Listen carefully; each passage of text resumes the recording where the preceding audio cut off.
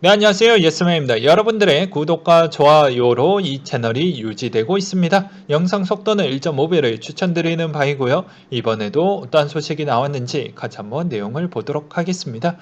네, 피델리티가 비트코인 성장 초기 단계 수년간 지속 성장 가능하다라는 이야기를 했는데요. 보게 되면 독특한 공급과 수요 메커니즘을 가진 유한한 자산으로 평가를 하고 있으며 공급량은 2100만 개에 고정이 되어져 있기 때문에 앞으로 재밌는 현상이 많이 나올 것 같다. 그리고 또 다른 시각으로 보게 되면 인플레이션을 해지하는 디지털 금으로 보는 시각도 소개하면서 채권의 수익률이 0 또는 마이너스에 가깝기 때문에 주식 비중 6대 채권 비중 4에 또 다른 포트폴리오에 비트코인을 투자할 수 있는 가능성이 열려져 있다라고 볼 수가 있으면서도 변동성, 경쟁 코인, 정책적 개입이 앞으로 위험성이 조금 있다라는 점을 감안하면서 투자에 임했으면 좋겠다라는 이야기를 덧붙이기도 했습니다. 그 다음으로 로빈후드, 코인베이스, 미국의 앱스토어 순위 1, 2위를 했다라는 것인데요. 전 세계는 코인에 미쳐 있습니다. 왜냐? 수익률이 엄청나게 높기 때문이죠. 이 수익률 부분에 있었을 때도 어느 정도는 좀 느끼는 점은 무엇이냐면 야, 한국에서만 돈 버는 게 아니다라는 것이죠. 전 세계에서 그만큼 코인에 대한 투자 부분이 어, 아주 핫하다라는 것입니다. 제가 여기 중국에 있지만 중국 안에서도 엄청나게 인기가 있거든요. 그렇기 때문에 계속 앱 스토어 순위는 거의 변동성은 거의 없을 것 같고요. 그리고 또 여기서 또 3위, 4위, 5위, 6위 또 같이 봐야 되겠죠. 틱톡과 유튜브, 인스타그램, 스냅챗이 인기가 있다라는 거 알 수가 있는 대목이겠고요. 그리고 스웨덴 중앙은행 향후 5년간 CBDC 임시 타임프레임을 공개하겠다라는 내용과 레이 달리오가 투자자 비트코인 활용 포트폴리오를 다양화할 필요성이 있다고 이야기를 했습니다.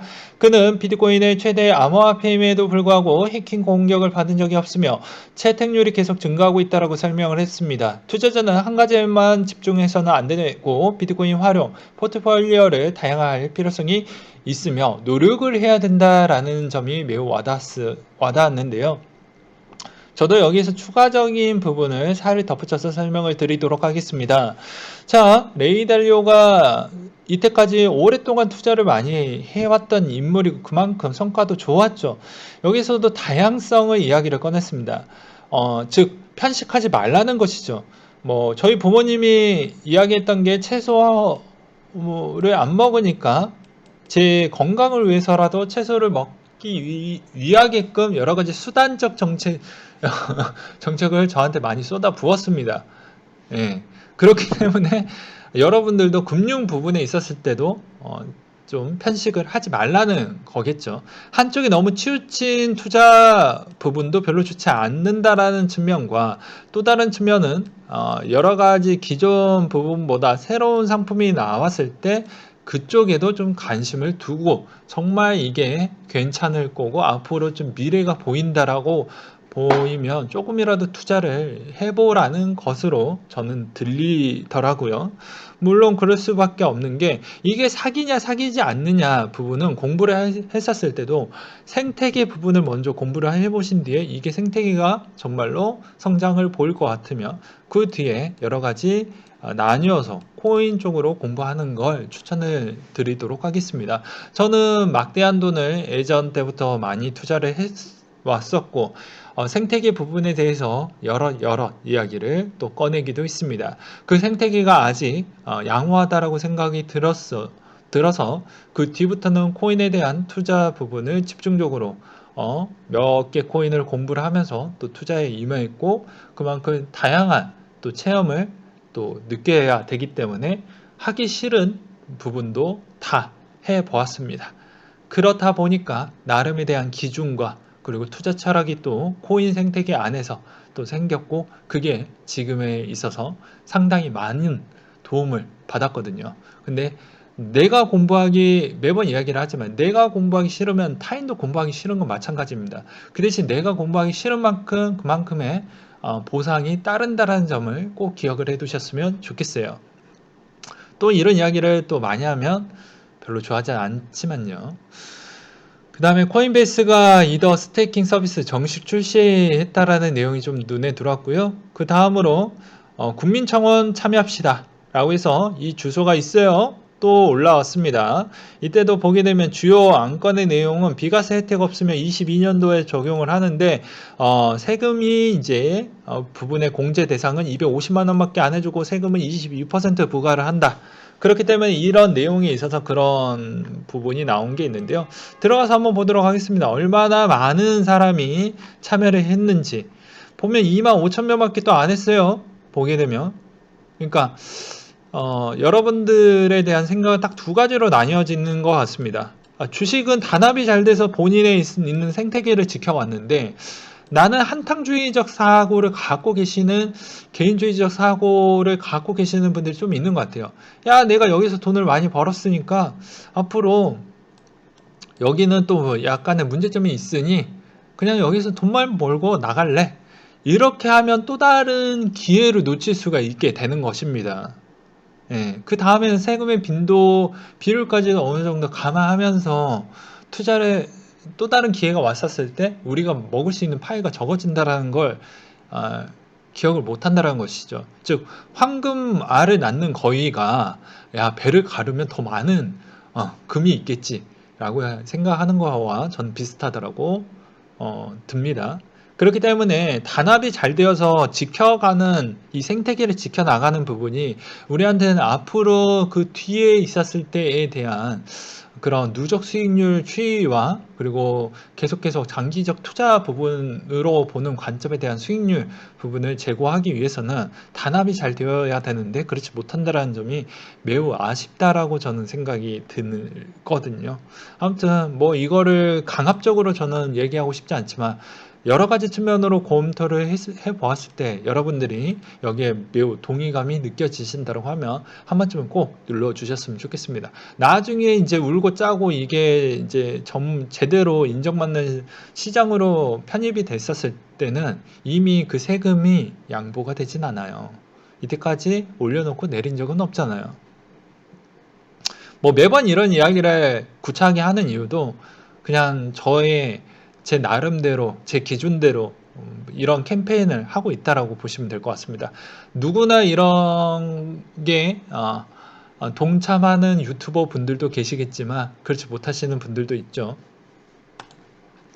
그리고 리플의 에어드랍한 스파크 토큰 가격 상승 부분에 있어서 요새 토큰도 올라가고 있는 추세입니다. 뭐 전체 시총 대비해서 중소형 코인들이 좀 많이 올라왔고 그리고 중형 코인도 많이 올라왔기 때문에 그런 측면으로 보았을 때는 당연히 올라가는 측면도 있거니와 그리고 스파트 토큰에 대한 여러 가지의 생태계 룰과 앞으로에 대한 그런 측면을 보게 되면 올라갈 수 있는 또 요지도 좀 많이 보인다라는 점이 좀 눈에 들어오는 부분도 좀 없지 않아 있었습니다. 그리고 여기서 추가적인 이야기를 하나만 더 하고 넘어가도록 할게요.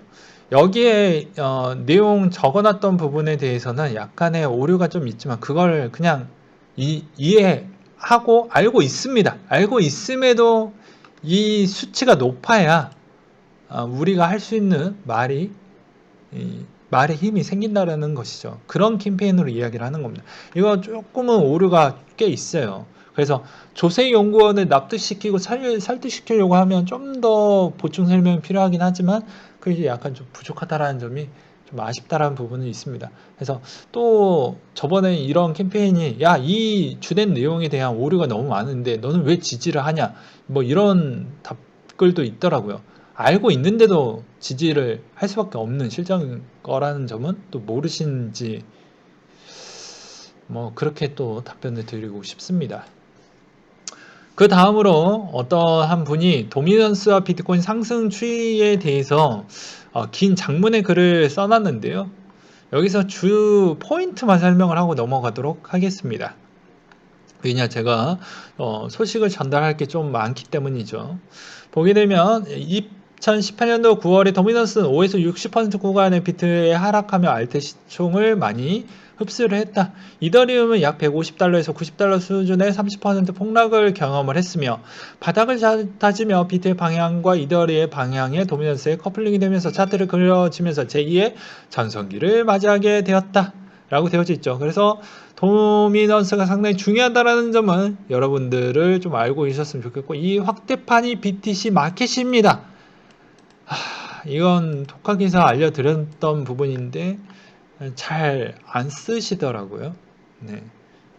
아무튼 그런 이야기를 좀 드리고 싶었고, 이분도 그 자체적으로 분석을 해서 얻은 결과치죠. 저는 그 전에 알아서 이제 써먹었던 패턴이고요. 아무튼 그런 차이점이 있기 때문에 상당히 우리가 이것을 놓치면 안 된다라는 주장을 펼치고 있습니다. 보게 되면은 투자선에 시총 하위 알트, 시총 상위 알트, BT 상승, BT의 물량 넘기기, 수익 실현, 이러한 구조로 수익 실현하는데 2021년도 BT 시장은 확연히 다르다.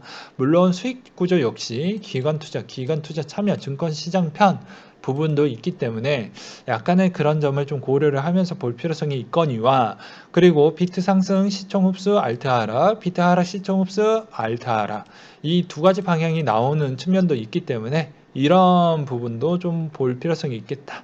그리고 세계에 유례 없는 팬데믹 상황, 유례는 있습니다. 예, 유례는 과거에도 뭐 여러 가지 이유가 있지만 그래도 아주 오랫동안 나오지는 않았죠. 그래서 팬데믹 현상이 이제 앞으로 지속적으로 나오는데, 이 양적 완화 부분에서 많은 자금이 들어갔기 때문에 그 현상으로 암호화폐 시장도 커질 수밖에 없는 부분이 있다. 여기서 돈을 많이 벌는 사람에 있는 개미가 많이 탄생을 했기 때문에 입소문이라도 해서 코인을 조금이라고 하려고 하시는 분들이 있을 거라는 생각이 들기 때문이죠. 뭐 그런 생각도 들거니와, 그리고 요 양적 완화 이야기를 했기 때문에 이제 매우 주관적인 이야기를 좀 나머지 구분 시간을 통해 가지고 설명을 드리도록 하겠습니다. 사상 최대 규모 미국의 3조 달러 경기 부양책 만지작거리고 있다 라고 해서 그런 이야기가 나왔어요. 그런 이야기를 또 많이 나왔죠. 그래서 이제 미 연준은 장기 저금리 선언을 2020년도 때도 이야기를 했습니다.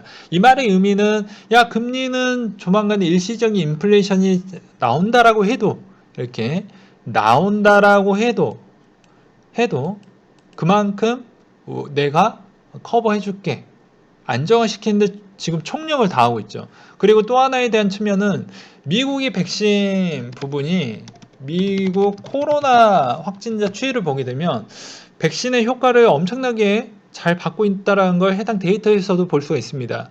그러면서 이제 그만큼 뿌린 만큼, 이 부양책은 뿌린 만큼 또 거둔다고, 그만큼 또 최소 법인세 제도를 제가 해당에 있는 데이터를 미리 보여드리기도 했죠. 그래서 법인세 선진국들이 같이 합심을 해서 최저를 딱 리미티드를 딱 설정을 해놓으면 어떻게 보면은 이 부분에 대한 최소 재원을 또 마련할 수 있는 부분을, 힘을 또 가져갈 수 있는 정부이기 때문에 약간의 단합성도 좀 보이기는 해요. 되게 웃긴 게, 기업의 단합은 좀 그럴 수 있지만 국가의 단합은 좀 그렇다는 거 좀 웃기죠. 근데 중진국가 신흥국은 따라가진 않을 겁니다. 왜냐하면 여기에서 나오는 파생적인 법인세에 대한 그런 매력도로 인해서 글로벌 기업들 거기에서 지금 법인을 세워둔 그 가장 큰 이유와 목적이 그것 때문인데, 똑같이 맞추고 거기에 동참하라고 하면 끼진 않겠죠. 그런 측면이 좀 없지 않아 있거니와, 그리고 이 많은 자금에 대한 부분에 있었을 때도 이 코인 시장에 좀 들어갔다라는 건 맞습니다. 이 코인 시장 자체가 커졌던 배경은 여기에서 돈이 벌린다라는 소문도 있거니와, 한편으로는 그만큼에 대한 이자에 대한 추이에 대한 측면도 있었습니다. 근데 하나 더 보게 되면 지금의 지갑에 대한 이동설도 나오고 있죠. 즉 지갑이 거래소에서 다른 쪽 개인 지갑으로 이동을 하고 있다. 즉 이 말의 의미는 뭐 영순위로 보게 되면, 간단하게 보게 되면 나오지 않을 물량, 이거는 저는 동의하는 바입니다. 근데 왜 이 자금의 이동이 많아지는 구간 중에 하나는 무엇일까요? 그건 바로 FATF에 대한 공고와 유예기간이 조만간에 가까워지기 때문입니다. 국내 같은 경우에는 수출 주도형 국가이다 보니까 수출 의존도가 높죠. 그렇기 때문에 그만큼에 대한 외환 거래를 많이 한다라고 볼 수가 있는 측면인데요. 여기에서 또 그 외환 부분에 대한 준수사항을 잘 이행을 못했을 경우에는 페널티가 큽니다. 자금 세탁에 간주를 해서 그 국가에 있어서 어, 엄청난 페널티를 받게 되죠. 그렇기 때문에 당연히 이 신고제에 대한 투명성화가 되다 보니까 거래소를 이제 빠져나가는 대형 물량이 있다라는 것이죠. 즉, 내 자금을 공개하고 싶지 않은 그런 사람들이 좀 많다라는 것입니다. 그런 측면이 좀 있겠거니와 그래서 그 많은 이동이 계속해서 일어날 수밖에 없는 측면과 그리고 또 하나에 대한 측면을 또 보게 되면 이제 순수한 의도로 장기 투자를 하기 위해서 이동하시는 분들도 있겠죠. 네. 그렇게 저는 보고 있는 실정입니다. 그리고 뭐 당연히 이제 자금 세탁을 하기 위해서 하는 용도로도 생각할 수 있는 또 뭐 좋은 발상을 이루어서 이동을 먼저 해놓고 나중에 좀 생각을 해보자 라고 생각하시는 분들도 좀 있겠죠. 근데 저는 또 매우 주관적으로 이런 생각을 또 해보기도 했습니다. 자금 세탁 하니까 과연 전 세계 정치인들은 깨끗할까? 전 세계 기업인들은 깨끗할까? 라는 생각이 먼저 들었습니다. 이건 매우 주관적입니다. 예, 정답이라고 이야기를 안 했어요. 각자 한번 생각을 해보셨으면 좋겠습니다. 이 생각이 들었습니다. 그래? 비트코인에 대해서 투자 부분이 과연 개미들만 할까? 그리고 그렇게 공개하기 꺼려한다라고 하면 지금의 자금 이동을 왜 할 것인가?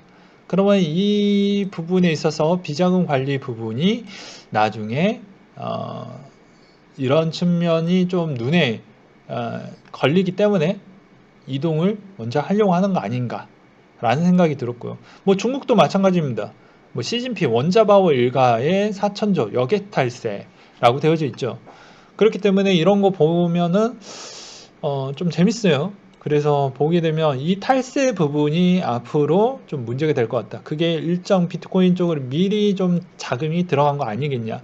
왜 그럴까요? 이런 사람들은 좀 더 10년 주기, 20년 주기 좀 앞당겨서 자기에 있는 자금이 너무 덩어리가 크기 때문에 너무 많은 자금을 옮기기에는 좀 부담스럽고 그것에 따라서 1점 비트코인을 잘 이용을 했다라고 저는 생각을 하고 있습니다. 아니면 또 다른 알트코인을 잘 이용을 했다라고 보는데요. 왜 그러냐? 왜 그렇게 생각을 하고 있냐라고 또 덧붙이기도 하겠죠. 조만간에 CBDC가 나오기 때문입니다.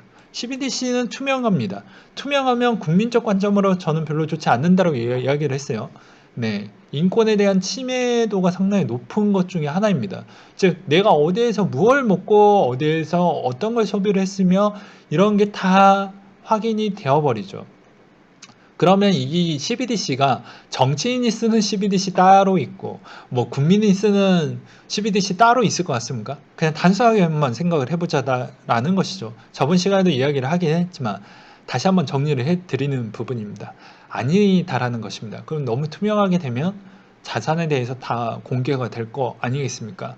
그러면 당연히 미리미리 그 자금을 어느 정도 좀 희석을 시켜야 되겠죠. 그 희석을 어떻게 시켰냐? 일부 자금 부분에 있었을 때 뭐 부동산도 있고 금도 있겠지만 금은 일정 국가마다 신고제로 거의 돌려놨던 측면이 있고 부동산도 마찬가지로 하긴 했지만 뭐 부동산 약간의 조금은 뭐 변칙적인 요소가 있긴 해요. 그래서 그쪽으로 좀 이동을 할 수도 있겠지만 생태계가 뭐 그런 규제가 없는 쪽이 이쪽에서 거의 덩어리채로 희석시킬 수 있는 부분이 있기 때문에 그런 측면으로 좀 봐야 되지 않을까. 야, 그러면 야, 이렇게 변동폭이 큰데 뭐 이런 친구들이 이걸 사용하겠냐라는 또 반론도 나오겠죠. 야, 네 이야기는 틀리지 않냐. 그건 개미적 관점입니다. 이 사람들은 수익도 고려를 하겠지만 가장 중요한 영순위는 CBDC가 도입을 하는 시점이 빨라질수록 빨리 이 돈의 손실률을 어느 정도 감안하고도 이 덩어리가 걸리는 순간 본인의 있는 정치 인생은 끝나게 되고 기업의 인생도 끝나게 되는 것이죠. 그렇잖아요. 그렇기 때문에 당연히 일정 손실률을 먼저 고려하지 않습니다. 어느 정도 감안하고 할 거라는 것이죠. 그래서 그 자금이 좀 많이 들어왔다라고 생각이 들고 앞으로도 이 자금은 한번 들어가게 되면 장기가 안 나올 확률이 매우 높습니다. 그래서 저는 이렇게 한번 해석을 해보았고요. 또 다른 측면은 이제 통화 가치에 대한 앞으로 백신의 빈입빈 부익부 현상에 대한 국가가 만들어지게 될 것인데 여기서도 또 재미난 측면은 여기에서 경제가 박살난 국가들 부분에 있었을 때 어떻게 해결을 할 거냐. 여기는 살아있고 아니 반대로 이야기를 했네요. 여기는 죽어있고 여기는 살아있는 동네인데 그만큼에 대한 본인의 통화의 불확실성이 있으면 다른 쪽으로 좀 이동시키려고 하겠죠. 그래서 일정 꼭 코인 시장이 꼭 비트코인이나 알트코인에 투자할 필요성이 없습니다. 옛날에는 그렇게 해서 뭐 아르헨티나나 베네수엘라 쪽에서 자금이 들어왔는데 요새는 똑똑한 이런 경제가 붕괴된 국가들은 선택하는 측면이 스테이블 코인 쪽으로 좀 많이 가고 있는 실정입니다. 예. 그래서 이런 측면도 좀 보셨으면 좋겠다라는 점을 좀 가지고 왔어요. 그래서 코인 시장에 있어서 스테이블 코인에 대한 역할이 상당히 커질 수 있는 배경이 있고 인터넷만 연결이 되어 있으면 충분히 코인 시장 쪽으로 들어올 수 있는 매력적 조건이 있다. 꼭 내가 매매를 통해서 수익을 가져가려고 하는 측면도 있겠지만 반대로 보면 내가 근로소득으로 가져갔던 통화의 그런 손상률 추이가 오히려 방어하기 위해서 이런 스테이블 코인을 찾는 사람들이 꽤 있을 것이다. 스테이블 코인을 달러와 담보 비율이 1대1인 스테이블도 있기 때문에 그런 쪽으로 많이 쏠릴 확률이 있다는 것이죠. 그리고 나머지 나라가 다 통화가 쓰레기가 된다 해도 제일 마지막에 쓰레기가 되는 쪽은 미국 달러이기 때문에 그런 측면도 고려해 볼 필요성은 있을 것 같습니다. 또 한편으로는 이런 생각을 좀 해볼 수가 있게 되겠는데요. 이건 또 매우 저의 그냥 상상 속의 이론입니다. 가상의 시나리오예요. 왜 비트코인 시장이 이렇게 많이 경기 부양책을 하면서 많이 성장을 했던 이유 중에 하나는 또 무엇이냐면 자, 막대한 돈이 많이 나왔습니다. 여기에서 돈이 된다라는 뭐 그런 소문도 있겠지만 통화 가치에 대한 불확실성에 대해서도 좀 작용을 했다라는 측면도 있거니와 한편으로는 또 이런 생각도 들기도 했거든요. 자, 여기에서 많이 뿌려졌던 게 기존에 있던 이 마켓 시장을 그대로 미국이 계속 그냥 모니터링만 하고 내버려 줬던 배경도 제 나름대로 생각을 해봤을 때는 달러를 짬 처리할 경우가 필요했다라고 저는 생각이 듭니다. 왜 그러냐? 기존의 원자재 시장과 유가 시장과 그리고 기존에 있던 시장 마켓에 있는 부분으로는 이 막대한 달러에 대한 짬 처리를 해줄 수 있는 부분이 좀 약했다라고 생각이 들거든요. 그렇잖아요. 뭐 유가, 원자재, 팬데믹으로 인해서 경제 성장률 추이와 거의 비례하면서 성장을 해주는 측면도 없지 않아 있는데 여기 시장에 있어서 좀 들어오기에는 좀 겁이 나기 때문입니다. 그래서 주식 시장이나 뭐 이런 쪽으로 좀 들어오긴 했지만 너무 한쪽으로 이 자금이 다 이쪽으로 다 들어갔다라고 했었을 때는 과연 인플레이션에 대해서 너무 많이 뜰 것 같다라는 생각도 들긴 했거든요. 여기서 이제 경제의 경알못이나 코리니 분들이 또 모르시는 분들이 있어서 좀 많이 풀어서 설명을 해드리도록 하겠습니다. 알고 계시는 분들은 좀 이해 부탁드릴게요. 다 더불어서 다 잘 살아야 되고 그래도 어떻게 보면 베이스 관점을 좀 어떻게 보면 코린이 기준으로 맞춰가지고 설명을 드릴 수밖에 없는 측면을 좀 양해 부탁드리겠습니다. 왜 그러냐면 자 기업에게 주가 부분이 많이 올라가게 되면 그만큼에 대한 소유권 주장을 하고자 하시는 분들도 늘었다라는 걸 알 수가 있는 대목이겠죠. 그렇게 된다라고 하면은 그만큼 주총에서 무엇을 요구를 할 것 같습니까? 당연히 배당에 대해서 많이 때려라 라고 주장을 하시는 분들이 꽤 늘어나겠죠. 그러면 당연히 배당을 높이기 위해서 정책은 어느 쪽으로 갈 것 같습니다. 해당에 있는 제품군에 대해서 가격을 인상할 수밖에 없는 실정으로 가겠죠. 그러면 이게 어느 영향을 가겠습니까? 여러분들이 가장 싫어하는 내가 제품을 구매했었을 때 인플레이션에 물가에 영향을 줄 수밖에 없는 실정이라는 것이죠. 근데 이 마켓에 있었을 때 만약에 비트 마켓 자체가 이 코인 시장 마켓이 그 정도를 인플레를 좀 적게 해주는 또 역할도 약간은 하지 않았을까라는 생각도 들기도 했습니다. 정말로 기존에 있던 시장 마켓과 로 보게 되면 크게 나누면 원자재 시장과 뭐 주식 시장 뭐 이렇게 볼 수가 있는데, 원자재 시장으로는 돈이 좀 잘 안 갔고, 그러면 선택적 사항으로는 주식시장 쪽으로밖에 못 가게 될 것인데, 그럼 주식시장으로 가게 되면 결국엔 인플레를 자극시킬 수밖에 없는 실정이 있다 보니까 그냥 약간은 모니터링만 좀 강화하고 약간의 짬처리를 좀 대안으로 좀 쓰지 않았을까라는 생각도 들었기 때문입니다. 왜냐하면 전체적으로 뭐 팬데믹 현상이 아니었다라고 했으면 뭐 중국이 어느 정도 짬 처리를 하면서 규제를 좀 미국이 압박을 하면서 그렇게 가져가면은 미국의 달러에 대한 그런 훼손 가치가 좀 덜할 수가 있거든요. 그리고 이 짬 처리 부분에 있어서 너무 많이 또 올라가는 것도 결코 지수에 대한 또 약간의 부작용 추이가 있기 때문에 그 역할도 좀 있었다라고 저는 생각이 들고, 또 다른 또 측면을 또 보게 되면 달러에 대한 또 여러 가지 문제점이 어떻게 보면 중국의 짬 처리를 할 수 없는 상황의 입장으로서 마켓 하나를 또 만들어 놨으니 이쪽에 또 그만큼에 대한 스테이블 코인이 거의 다 담보비가 달러로 되어져 있으니 달러에 대한 또 그만큼 그만큼 많은 비중이 훼손이 됐다라고 볼 수 없게끔 또 스테이킹 나오지 않는 물량을 또 많이 잡아두었던 측면도 있기 때문에 저는 이런 생각도 좀 거시적 관점으로 좀 보았습니다. 물론 이것에 대해서 저희 매우 주관적인 생각이고 뭐 상상의 시나리오이기 때문에 누구는 공감할 수도 있고 공감하지 않을 수도 있으니 이런 측면을 좀 보셨으면 좋겠어요.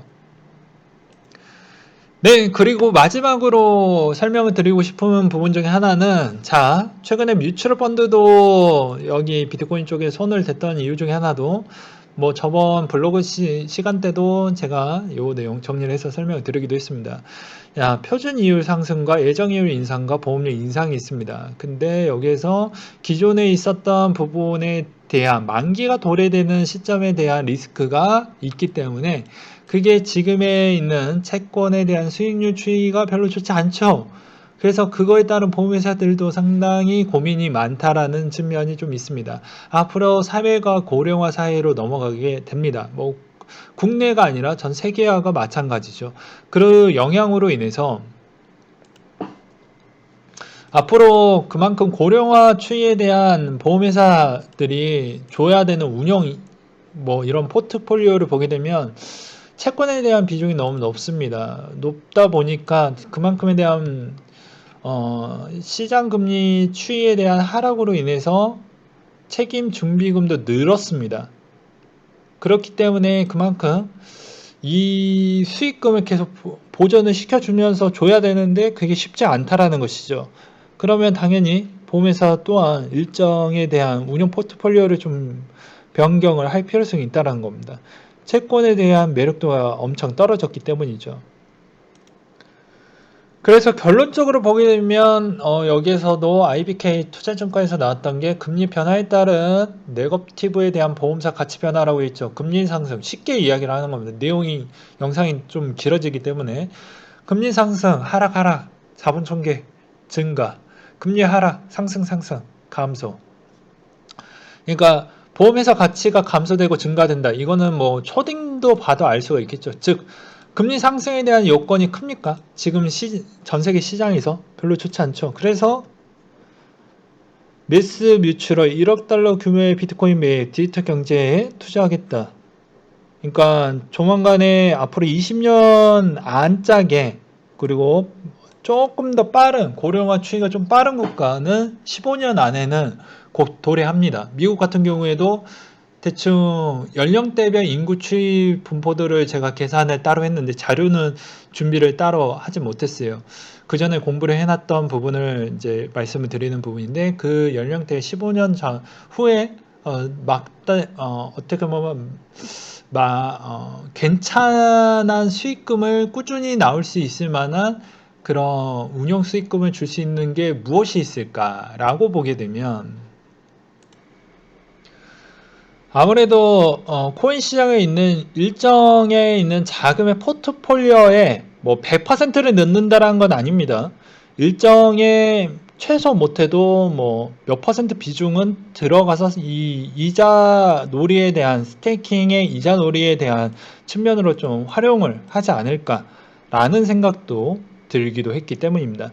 물론 또 반론에 대한 여지가 있겠죠. 보게 되면 야, 기존에 있는 미국 주식이나 한국 주식이 생각보다 올라갔던 성장주 위주 빼놓고 나머지 쪽은 좀 덜 성장을 했기 때문에 지금의 배당의 매력이 있는 회사들도 꽤 있는데, 야, 코인에 있는 이 스테이킹을 할 것이냐? 아니죠. 다시 정상화 단계에 대한 추이가 오게 되면 점차적으로 다 골고루 밸런스하게 주식은 올라가게 될 것입니다. 그러면 그 훼손이 다시 원래로 회귀하는 현상이 되게 되면 배당률 추이도 그렇게 매력적인 가격대가 안 나올 거라는 거죠. 지금은 좀 특정적인 부분으로 인해서 막 7%, 8%짜리에 대한 측면도 있습니다. 주가가 그만큼 많이 빠졌기 때문이죠. 지금은 성장주 쪽으로 많이 편중이 되어 있어서, 그래서 그런 배당률을 좀 손쉽게 볼 수는 있어요. 지금 시점에서는. 그렇지만 나중에 다시 회복 국면이 되었을 때는 여러 가지 측면으로 그 고령화된 투자자들은 다른 선택을 할 수 있는 측면이 꽤 높을 거라는 겁니다. 왜냐? 아니, 보험회사도 저런 걱정을 하고 있는데 일반 개미도 저런 걱정을 안 할까요? 네, 그 다음으로 또 보게 되면 이게 마지막 소식인데 또 분량을 또 초과했네요. 죄송합니다. 몰디브가 여행 가면 현지에서 코로나 백신을 맞을 수 있다고 합니다. 그러니까 관광 오면 접종도 같이 세트로 여행 상품권으로 묶어서 하겠다는 것이죠. 몰디브 입장에서는 저는 충분히 이해가 됩니다. 자, 몰디브의 산업 구조를 한번 보시게 되면, 자, 몰디브가 취하는 경제적 수입의 90% 이상은 관광 산업에서 나온다. 그리고 몰디브의 관광업은 GDP에서도 28%라는 비중을 차지하고 있다. 라고 되어져 있죠.